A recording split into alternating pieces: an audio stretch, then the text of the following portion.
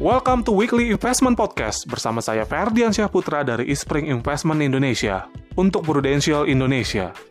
Penting untuk memahami bahwa pertumbuhan perekonomian suatu negara tidak lepas dari jumlah angkatan kerja yang memiliki kesempatan untuk berkontribusi dalam aktivitas ekonomi dari sisi produksi dan konsumsi. Jika tenaga kerja menjadi pengangguran, maka hal tersebut mempengaruhi pemasukan dan daya beli yang selanjutnya berdampak efek berantai untuk mempengaruhi jumlah konsumsi dan produksi, hingga melamanya perekonomian secara keseluruhan. Tingkat pengangguran di suatu negara pada umumnya digunakan untuk mengindikasikan apakah ekonomi telah berjalan dengan baik atau tidak, yang dilihat dari sisi ketenaga kerjaan. Tingkat pengangguran yang tinggi merupakan salah satu indikasi bahwa ekonomi secara umum tidak berjalan dengan baik. Dan tentunya, jika ekonomi tidak berjalan dengan baik, maka akan memberikan efek negatif terhadap kinerja investasi di pasar modal, yang memang sangat tergantung dari kondisi perekonomian yang prima untuk dapat memberikan kinerja hasil investasi yang baik. Dan begitu juga sebaliknya, apabila tingkat pengangguran dapat ditekan pada tingkat yang rendah, maka hal tersebut mengindikasikan kondisi perekonomian secara umum sedang dalam kondisi yang baik, dan akan memberikan pengaruh positif terhadap kinerja investasi di pasar modal. Apakah sebenarnya definisi dari tingkat pengangguran?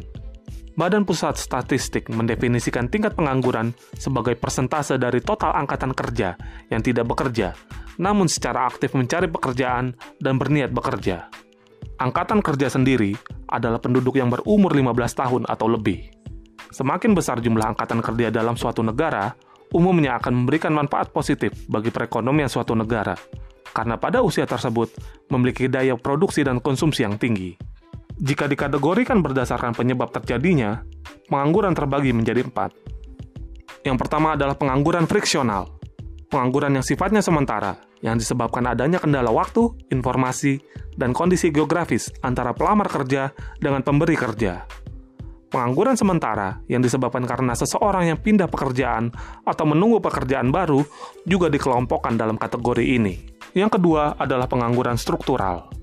Keadaan di mana penganggur yang mencari lapangan pekerjaan tidak mampu memenuhi persyaratan yang ditentukan pembuka lapangan pekerjaan. Yang ketiga adalah pengangguran siklikal. Kondisi di mana terjadi pengangguran akibat imbas naik turun siklus ekonomi, sehingga permintaan tenaga kerja lebih rendah daripada penawaran tenaga kerja. Lalu yang keempat adalah pengangguran teknologi, yaitu pengangguran yang terjadi karena tenaga manusia digantikan oleh mesin industri. Angka tingkat pengangguran umumnya dipublikasikan oleh badan resmi pemerintah dan beberapa badan resmi dunia, dan tingkat pengangguran yang masih tergolong sehat dalam satu perekonomian berkisar antara 4% hingga 5% dari total angkatan kerja suatu negara.